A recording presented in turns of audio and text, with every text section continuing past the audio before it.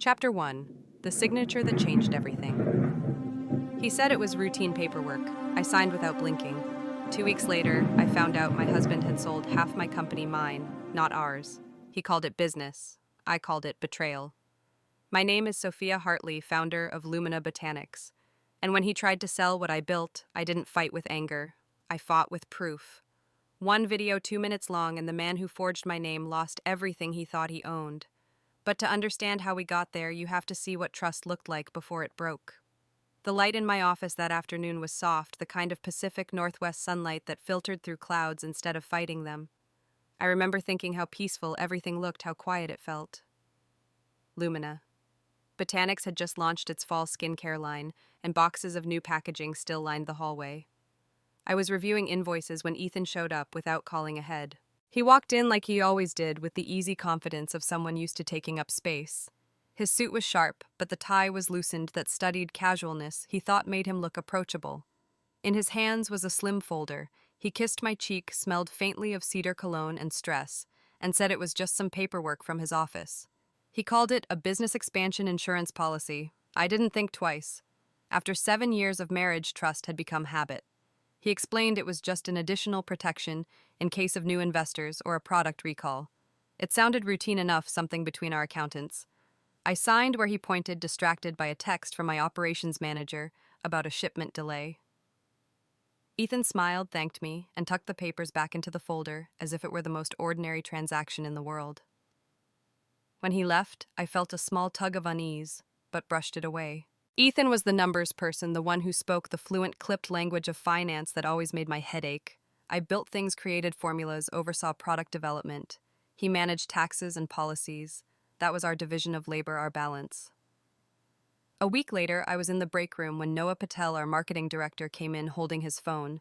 His tone was hesitant, almost apologetic. He told me he'd received an automated email with a contract attached, something labeled Ownership Transfer Agreement. He thought it was meant for me. My heart slowed. I told him to forward it. 10 minutes later, I was in my office staring at the document on my screen. It had my full legal name, my electronic signature, my initials on every page.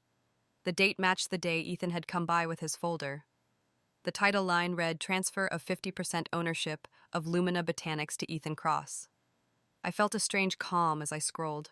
It was almost clinical, like I'd stepped outside my own body. Each line felt heavier, like weights being added to a scale that had suddenly tipped against me. When I called Marian Ellis, my attorney and mentor, she answered on the second ring. I'd known Marian since my early startup days. She was a woman who didn't waste breath on outrage. She listened quietly as I explained. Then her voice sharpened in that steady, seasoned way that always made people stop talking. Sophia, she said, this isn't a misunderstanding. If he forged your signature electronically, it's civil fraud under Oregon law. She told me not to confront him, not to alert anyone until we could confirm the document's path. She reminded me to secure my communications, back up everything, and document the chain of custody. After we hung up, I sat for a long time staring at the glow of my laptop. The office was quiet except for the hum of the air conditioner. I opened a new folder on my desktop and named it Proof. Then I dragged the email into it, followed by every file related to that date. I printed a copy and slipped it into a locked drawer. That night, I lay in bed next to Ethan, pretending to sleep while he scrolled on his phone. He looked calm, maybe even content. When he finally turned off the light, I stared at the ceiling and wondered if he'd planned this for weeks, maybe months. It wasn't just betrayal. It was calculation. Over the next few days, I noticed things I hadn't before. The way he avoided discussing work, how he brushed off my questions with vague optimism. He mentioned a potential investor in California, someone interested in scaling the brand. He used my own words, my own excitement, as camouflage. Marian emailed me an update 3 days later. She had traced the notary listed on the document to a law office in San Francisco, one that used to handle Ethan's previous firm. The signature logs on DocuSign showed the document had been modified twice after I'd signed both times from an IP address in his office. That was the moment the denial dissolved. He hadn't made a mistake. He had engineered it. I remember pouring myself a cup of coffee that night, the kind I only brewed when I needed to stay sharp. The city outside was quiet, the kind of stillness Portland gets before the rain. I went through every shared drive, every old email, saving copies of correspondence and financial records. I labeled each file, carefully time-stamped everything. By midnight, I had built an entire archive of our marriage on a hard drive. Every shared account, every message about business, every document he might later claim as his. When dawn came, I felt strangely calm. I met Noah early at the office and thanked him for showing me the email. He asked if I was okay. I told him I was fine, which wasn't true, but it was easier than explaining the shape of betrayal when it wears your husband's face. Before leaving, I called Marian again. She said she would reach out to a forensic specialist in electronic signatures, someone who could verify the metadata from DocuSign. She reminded me to act normal around Ethan until we had irrefutable proof. That evening, Ethan texted me a simple message. "Dinner tonight. Miss you." I stared at it for a long time, then typed back. "Sure, what time?" At dinner, he was charming, talking about the market, about how we should consider expanding distribution. I watched him over the candlelight, the way his hands moved, steady, confident. He had no idea that I already knew. After he fell asleep that night, I sat in my home office, the screen lighting my face. I opened the folder labeled Proof and began writing a timeline. October 12th, folder delivered. October 14th, email from Noah. October 15th, call to Marian. October 16th, verification from DocuSign. Each line was like a heartbeat, steady and factual. By the time I reached the end, the fear had drained out of me. In its place was something quieter, colder, more disciplined. Marian's words echoed in my head. Don't react. Record. I glanced at the reflection of my desk lamp in the window. Outside, the city shimmered under a thin layer of rain. My own reflection looked different, somehow sharper around the edges. He thought he could take half of what I built without leaving fingerprints. But the truth always leaves a trail. I turned off the lamp, leaving only the city light on the glass.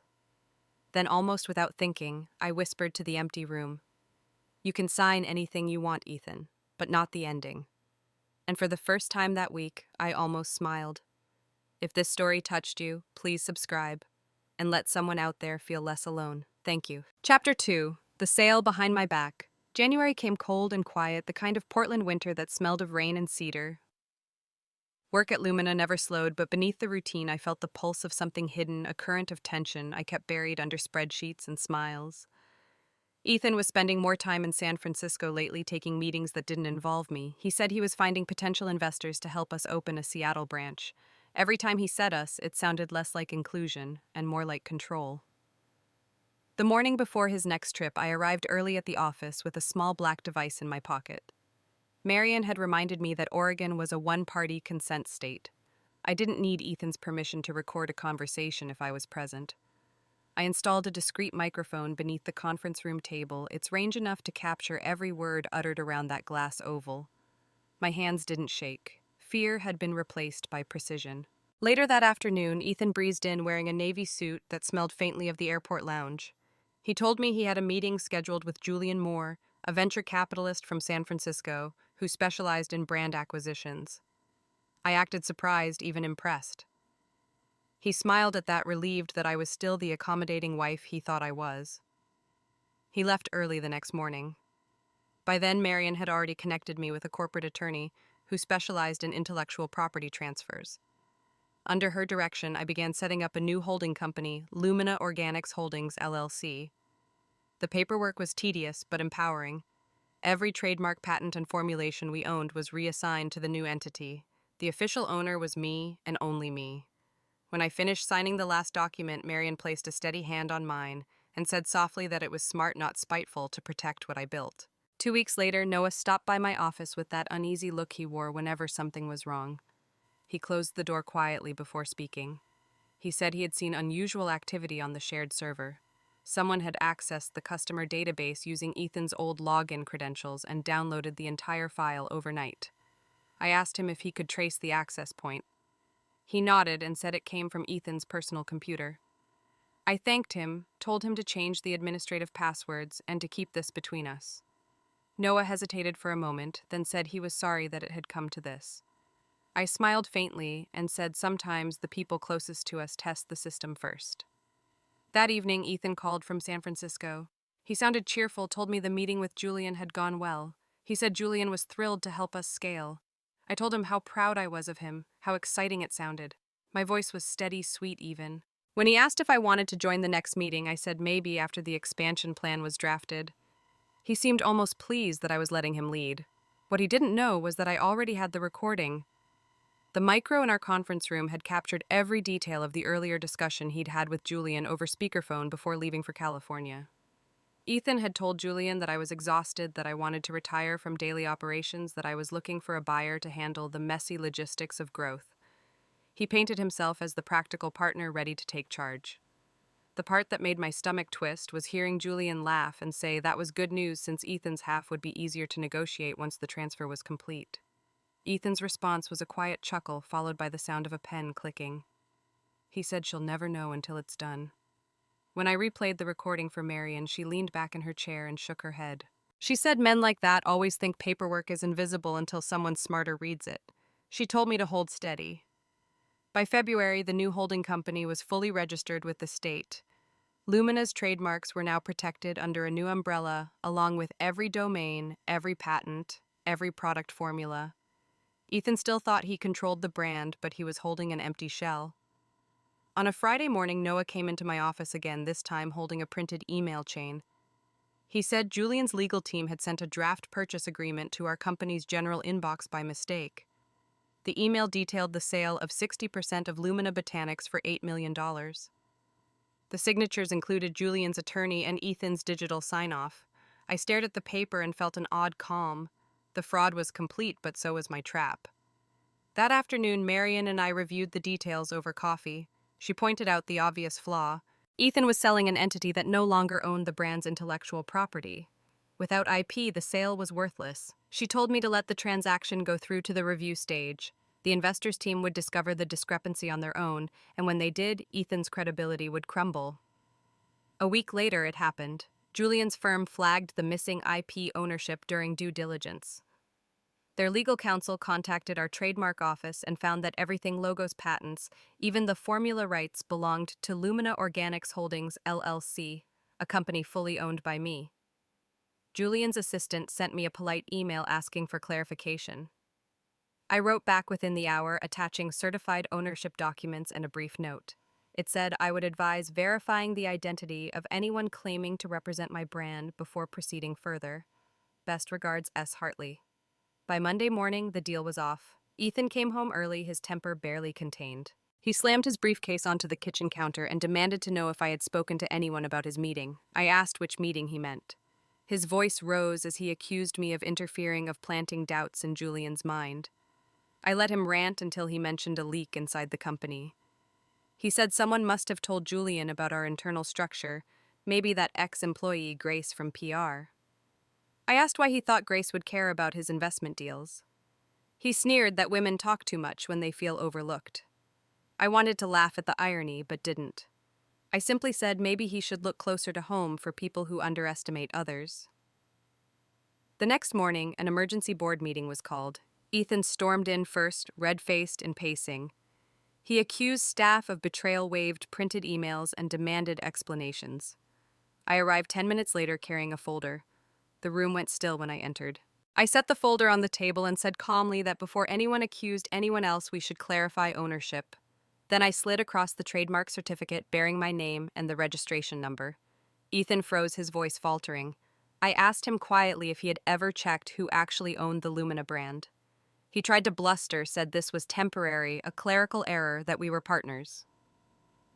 Marian's assistant, who had accompanied me, interrupted to explain that Lumina Organics Holdings LLC had been legally recognized since February, and that any attempt to sell its assets without consent would constitute a violation under state corporate law. The silence that followed was thick enough to taste. Ethan's jaw tightened. He looked around the room, but no one met his eyes. Noah broke it by asking if we could move on to actual company matters instead of personal theatrics. A few members chuckled nervously. Ethan gathered his papers and stormed out without another word. That afternoon, Marian drafted a cease and desist letter. If Ethan attempted any further transactions using Lumina's name or materials, she would file a complaint with the state securities regulator. She warned me that he might retaliate publicly, but she also said that truth always has better lawyers. When I got back to the office, the only sound was the hum of the printer in the corner. Sheets of paper slid out one by one, the draft copy of the contract Ethan had signed with Julian. I picked up the warm pages, glanced at the signature line, and smiled faintly. Then I added the contract to my folder labeled Proof and placed it gently into the locked drawer beside the others. The sound of the drawer clicking shut felt final, like the closing of a door he didn't even know existed yet. If this story touched you, please subscribe and let someone out there feel less alone. Thank you. Chapter 3. The Viral Exposure. The next morning, my phone buzzed before sunrise. A coworker sent a screenshot from LinkedIn. Ethan had posted a long message with our wedding photo cropped tight around my face. He wrote that I had seized his company, that I had undermined our marriage, that I was trying to erase his role in building Lumina. He called me unstable. He called me vindictive. 10 minutes later, the same narrative appeared on Twitter, with a thread of self-righteous follow-ups that read like a script. He said he was finally speaking his truth. I stared at the screen until the text blurred. Then I set the phone face down on the table and made coffee. When Marion called, she did not waste breath on outrage. She said to hold my ground. She told me to stay quiet for 72 hours. She said let him talk until he talks too much. So I did. I went to work. I walked the production floor. I checked the new batch of serums with the lab team and approved the spring photography proofs with Noah. Each time my phone buzzed with a new mention or a tag, I put it back in my pocket. My hands remembered the rhythm of running a company, and my mind kept recording. By afternoon, the posts had attracted the usual chorus: strangers who loved scandal, people who believed men with confident voices. A few industry names added vague sympathy for Ethan. It is easy to nod along when you have not read a single document. Noah hovered in my doorway with his laptop open. He is getting traction, he said softly. If you want me to flag anything or push back from the brand page, I can. Not yet, I said. We are not doing outrage. We are doing accuracy. He nodded, then looked at me a long moment. Are you okay? I am steady, I said. That is better than okay. Day 1 passed like that. I worked, he posted. By evening, a few reporters sent bland requests for comment. Marion advised me to ignore them. She wanted silence to draw focus to his claims and let them ferment in their own heat. On the second day, he added a video filmed from a hotel room in San Francisco. The blinds were half closed, the city light a stripe across his face. He told the camera he had sacrificed everything for our marriage, that my ambition had turned me cruel. It was almost convincing, if you did not know the feeling of a forged signature. I watched the clip once, then I saved the link and filed it in the proof folder. After dinner, I stood at the sink and washed dishes by hand. The simple tasks have always steadied me. The news kept buzzing in another room like a radio left on somewhere down the hall. On the third morning, an email landed in my inbox from a name that tugged a memory: Grace Holloway. She had worked in Lumina PR 2 years earlier, bright and eager, always early to meetings. She left for a bigger agency in San Francisco, and we lost touch after a cordial farewell. Her subject line was neutral: materials you may need. I opened it and saw a folder link. Inside were emails from Ethan that she had saved when she left. There were drafts he had written to a gossip blog that never ran, all built around the story of a tired founder who had lost the plot. There were screenshots of messages where he told Grace to line up sympathetic commenters and to call them authentic voices. At the bottom was a short audio file. I clicked play and heard Ethan's voice, bored and cynical, calling Grace his media pawn. He said the public always believes a man who looks like he knows what he is doing. I called her immediately. Grace, it is Sophia. She exhaled like she had been holding her breath all morning. I am sorry it took me this long, she said. I kept those files because something about the way he talked about you felt wrong. I did not want to be part of it. When I saw him go public this week, I could not sit on it anymore. Thank you, I said. I will protect you in anything we use. I do not need credit, she said. I only want the truth in daylight.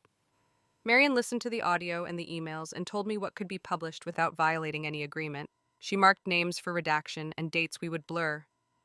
She reminded me not to include anything that suggested I had recorded a private conversation without consent across state lines. The room in our office where Ethan had put Julian on speaker had been in Oregon. One-party consent applied.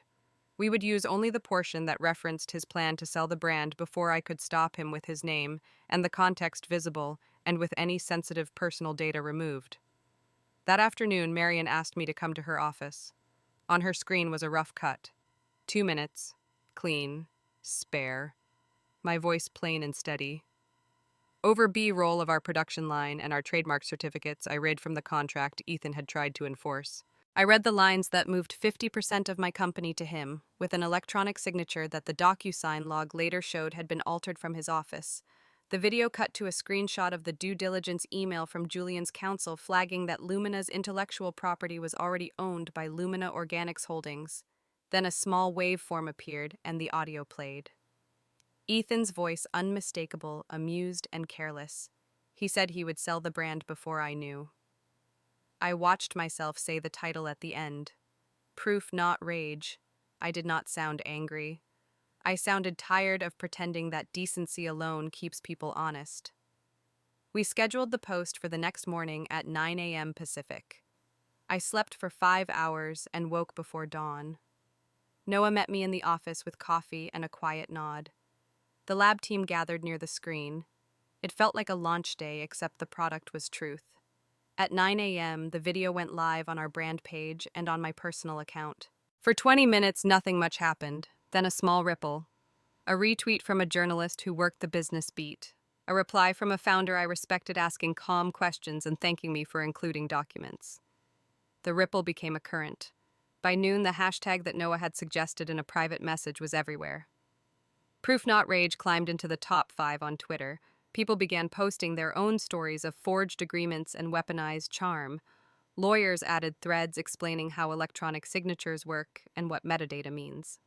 The careful ones asked for patience and context. The loud ones posted side-by-side screenshots of Ethan's accusations and my records. I did not engage. I ate a sandwich at my desk and let the river move. Around 2 p.m., my phone rang with a San Francisco area code. "Answer it," Marion said from across my desk. "Put it on speaker." I tapped the green button. "Ethan." His voice was pressed flat with fury. "You think you are clever," he said. "You just defamed me to the entire world. Take the video down or I will file a lawsuit by end of day." "You are welcome to file," I said. "Bring evidence. Courts like precision. You edited that audio," he said. "You set me up." "The recording was made in our Oregon office during a meeting you placed on speaker," I said. "It is admissible. And the documents are exactly as the regulator would request them. You will ruin everything," he said. "Your own brand will look petty." "Facts are not petty," I said. "They are patient. They wait until people stop shouting." He went quiet, then tried a different register. "You used to be kinder," he said. "We could fix this if you would stop fighting me." "I am not fighting you," I said. "I am refusing to join the lie." He hung up. By late afternoon, my inbox filled with new messages. Some were from clients who had believed his first posts and now apologized. Some were from women who had invested their savings with a charming man who did not keep his word. One was from a writer named Lydia Crane at Women's Ledger. She wrote that she had been working on a profile of women founders and had stumbled into a pattern of disciplinary notices against certain advisors. She asked if I had time for a quick fact check. We spoke on the phone for 15 minutes. She was careful. She wanted to confirm dates, verify that the DocuSign logs matched the screenshots, and clarify the scope of my video. She said she had also filed a request with the state securities regulator for past actions and had found a cautionary letter issued to Ethan in 2018 for misrepresentation of client funds. She read a line to me without opinion in her voice. It said that he had presented performance summaries that were not consistent with account statements. "Will you publish it?" I asked. "If it is accurate," she said, "and if the regulator confirms the document we pulled is final." "Be exact," I said. "That is the only way I work," she said. Her piece went live near sunset. It was short and cold and full of dates. It linked to the public version of the caution letter and embedded my video without commentary. Within an hour, the tone of the conversation shifted. People stopped arguing about our marriage and started discussing governance. Lawyers quoted statutes. Founders pointed out the difference between personal drama and corporate fraud. The noise thinned, and in its place, something steadier took root. Noah leaned in my doorway again this time, with a smile he tried to hide. "You are in the clear," he said. "At least for today." "Today is enough," I said. That night, I went home to a quiet house. The air smelled like the ocean had drifted inland. I made tea and sat on the couch without turning on lights. My phone buzzed again. Ethan had posted another video, this one shorter, his jaw tight, his eyes sliding off the camera. He said he would be pursuing legal action. He said the regulator letter was taken out of context. He said I was orchestrating a smear campaign. It felt smaller than the first. I set the phone aside and watched the room grow darker. The quiet felt earned. For the first time in weeks, I was not bracing for the next blindsided moment. I had already built the file. I had already told the truth. The rest would be paperwork. When I finally turned on the television for background noise, a news panel had Ethan on a split screen, fielding questions he could not quite answer. The anchor asked about the ownership records. He stumbled. She asked why the investor had pulled out. He said it was private. She asked about the caution letter from 2018. He said it was a misunderstanding. The camera held his face a moment too long. The performance slipped, and a man with no script stared back at himself. I clicked the TV off and set my mug on the table. The apartment was silent. In that stillness, I opened my laptop and created a new folder on the desktop beside proof. I named it Case File Evidence. Then I began to sort the day into it, one document at a time. If this story touched you, please subscribe and let someone out there feel less alone. Thank you. Chapter 4. The Fall of His Name. By September, the noise had settled into something colder, more official. The state securities regulator released its findings after months of review. The report was 26 pages, written in the kind of language that left no space for spin. Ethan Cross had violated fiduciary duty, falsified electronic documentation, and attempted to transfer assets under false representation. The final page carried the words, consent order. He was barred from practicing as a financial advisor or managing investments for 8 years, fined $250,000, and ordered to reimburse my company for legal expenses. I read the decision twice, then set it on my desk beside the growing stack of proofs. Outside Portland's early fall light filtered through the window, gray and clean. I expected satisfaction, maybe relief. Instead, I felt stillness like air after a storm. Marion called the next morning. It's official, she said. The regulator made it public. The order goes into effect immediately. Will he appeal? He already tried, she said, a trace of amusement in her voice. The DocuSign metadata closed every door he thought he could open. I thanked her. She paused.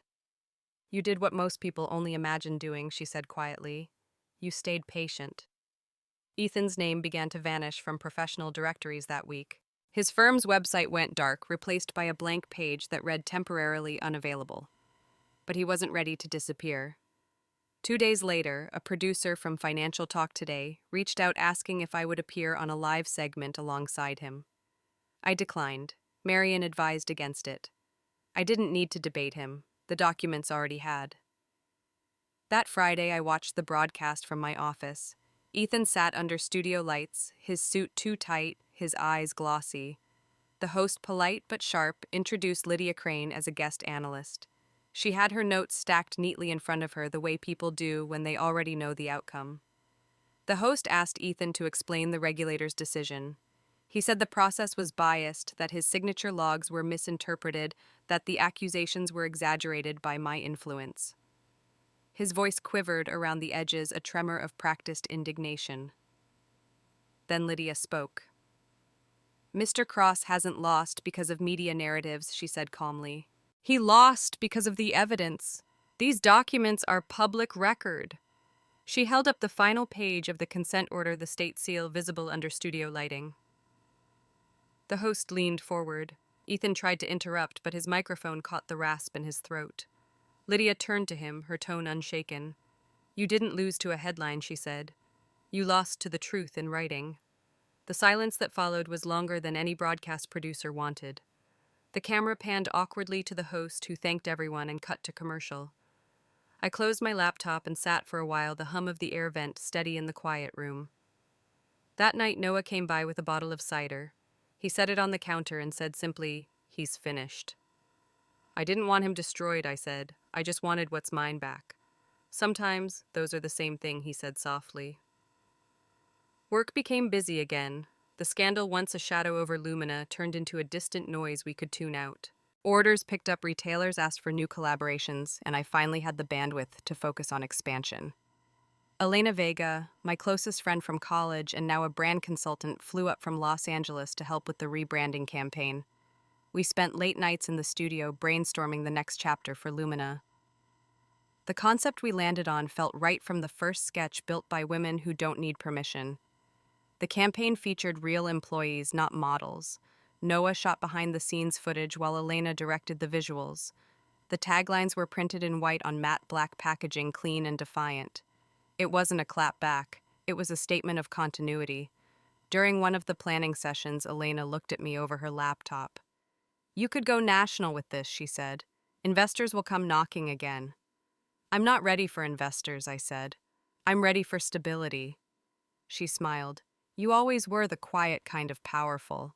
By mid-September, we were preparing for the fall product launch in San Francisco, the city that had once been the backdrop to Ethan's schemes. It felt right to reclaim it. The venue was a converted warehouse near the waterfront, white brick walls and industrial lighting. Dozens of guests, media figures, and business owners filled the space. As I stepped onto the stage, flashes blinked. The first slide of the presentation appeared behind me: Lumina Botanics, a brand reborn. The new slogan glowed beneath it. Halfway through the event, just as I was introducing the sustainability initiative, a murmur rippled through the crowd. A woman stood near the back, gray hair swept neatly into a bun, eyes glossy with something heavier than pride. I recognized her immediately. Margaret Cross. For a heartbeat, I couldn't move. She made her way to the front, clutching her purse like a shield. The audience quieted. She looked at me, her expression soft but trembling. "Mrs. Hartley," she said, voice carrying farther than she expected. "I owe you an apology." People shifted in their seats. Cameras leaned forward. "My son," she continued, "didn't understand what it means to respect a woman who builds something of her own. He took what wasn't his and paid the price for it. You deserved better from all of us." I felt the air thicken. No one clapped. It wasn't the moment for applause. I walked over, touched her hand lightly, and said, "Thank you, Mrs. Cross. I hope he finds peace someday." She nodded, eyes wet, and took a seat near the aisle. The presentation continued smoother than I expected. When it ended, people stood and applauded, not with excitement, but with a kind of quiet respect. Elena hugged me backstage and whispered, "That was the most graceful victory I've ever seen."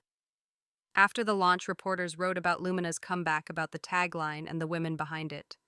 None of them mentioned Ethan by name. He had become a footnote, the warning in someone else's story. A week later, Marion forwarded me a short notice from the appellate court.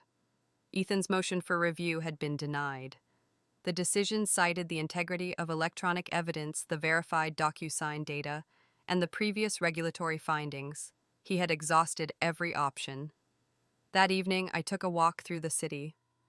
The air smelled of salt and exhaust, and somewhere a saxophone played faintly. I stopped by a bookstore window and saw my own reflection layered over the display of business magazines. For the first time in a long while, I didn't look like someone waiting for the next crisis. I looked like someone free. When I returned to the office, Noah and Elena were setting up a small photo shoot for the new ad campaign. They asked if I wanted to be in it. I hesitated, then agreed. The studio lights were warm, the backdrop pale beige. I sat on a stool while the photographer adjusted focus. Elena called out from behind the monitor, "Relax your shoulders. Look into the lens like you already know the ending." The camera clicked. I smiled faintly, not for show but for closure. The photographer asked what tagline we wanted to appear beneath the image. Noah answered for me. "Truth is the best trademark," he said. I nodded because it was. If this story touched you, please subscribe and let someone out there feel less alone. Thank you. Chapter 5. The Proof of Who I Am. 2 years later, the city felt lighter. Portland summers always carried that quiet promise of renewal, the kind that came with long days and air that smelled like fir trees after rain. Lumina Botanics had grown beyond anything I had ever imagined. We had offices in Oregon, California, and Washington. Our new headquarters overlooked the river, and the walls were lined with framed magazine covers and product displays. When Forbes named us one of the top 50 women-owned brands in America, I didn't throw a party. I just stood in front of the glass plaque and thought about the nights when I had slept in the office, too afraid to lose what I built. The invitation to speak at the Women in Business conference came in early June. The subject line read simply, "Empowerment through Evidence." I said yes without thinking. When the day arrived, I wore a cream suit and a small silver necklace Marion had given me after the case closed. It had one word engraved on it, proof. The ballroom was bright with white lights and murmurs. Hundreds of women from every kind of industry filled the seats, their name tags catching the glow of the chandeliers. As I waited backstage, I caught sight of familiar faces in the crowd. Noah sat near the front, now head of our Seattle office. Grace, elegant in a navy dress, was beside him, our director of public relations once again. Elena was further back, sketchbook in hand, always planning something new for the brand. When the moderator called my name, I stepped into the light. The applause was warm, not loud, and it felt more like acknowledgement than celebration. I began the way I always do when nerves try to climb up my throat. I told the truth. I spoke about risk, about how building a company as a woman often meant being told you were lucky rather than capable. I spoke about contracts and how every signature holds a story. As I talked, the memories began to move through me like a quiet film. I saw the night I had backed up every email, the first call to Marion, when my voice still trembled, Noah's steady hands passing me the external drive labeled Proof, Grace's small smile when the video went live, and Margaret Cross's trembling apology at our product launch. They played in my head like chapters that had already closed. Halfway through the session, a journalist from a local paper stood up with a microphone. Her voice was calm, but curious. "Ms. Hartley, after everything you went through, what do you think justice really means?" The room went still. For a second, I thought of all the words people use for victory, all the versions of revenge they write about online. Then I said the only thing that felt true. "Justice isn't making someone pay," I said. "It's living well enough that you never need to say their name again." The crowd exhaled as one, and a low murmur of agreement filled the space. The moderator smiled quietly and moved to the next question, but I knew that was the line they would remember. After the conference, I stood by the stage, shaking hands and taking photos. A few women pressed small business cards into my palm. Others just whispered thank you. When the room finally emptied, I walked to the back corridor and let myself breathe. Through the window, I could see the Willamette River flashing silver under the afternoon sun. For the first time in years, the view didn't remind me of survival. It reminded me of peace. That evening, I drove home with the radio off. My house felt different now, not haunted by the echoes of the past. I made tea and sat on the couch, the windows open to let in the sound of distant traffic. The television flickered quietly in the background. A financial news anchor mentioned a familiar name in passing. Ethan Cross had filed for bankruptcy in Sacramento and withdrawn from public life. The segment lasted less than 30 seconds. His face appeared once thinner and older, then vanished into another story about market trends. I reached for the remote and turned the screen dark. I didn't feel joy, not even closure, just a soft kind of acceptance. There are some apologies that never come and some endings that don't need words. The next morning at the office, the team gathered to review the launch of our new skincare line. We called it the Proof Collection, a quiet nod to where we came from. Elena unveiled the new packaging, all clean lines and minimalist fonts. Grace had arranged interviews and features across major beauty outlets. Noah joked that he was just trying to keep up with all the new distribution channels. When the meeting ended, we stayed for coffee and laughter. It wasn't the sharp, nervous laughter of the early years. It was light, easy earned. Marion dropped by unexpectedly, carrying a small plant in a ceramic pot. "Something that grows quietly," she said. I smiled. Like all the best things. That night, I took a walk through downtown Portland. The sky was streaked with coral and gold. On a building near the waterfront, a billboard for our new campaign stretched across the skyline. The words glowed white against the dusk. "Lumina, built by Proof." I stopped and watched as the lights came on one by one across the river. In the glass of a storefront, I caught my reflection. For the first time, it didn't carry the weight of what had happened. It was just me, the woman who stayed when things fell apart, the woman who rebuilt not out of anger, but out of purpose. I thought of Ethan then, only briefly, of how silence can be its own verdict. He had lost everything because he underestimated what truth could do when handled with patience. People often ask me if I would do it all again, if I would go through the same fire knowing how much it burned. I always answer yes. Not because it was easy, but because it taught me the only kind of strength that lasts, the kind that doesn't need revenge to prove it exists. Before heading home, I took one last look at the billboard. The words seemed to shimmer in the cooling air, and I whispered what had become my quiet mantra. If someone ever tries to sell what belongs to you, don't choose anger. Choose truth. Proof, not rage. Justice, not noise.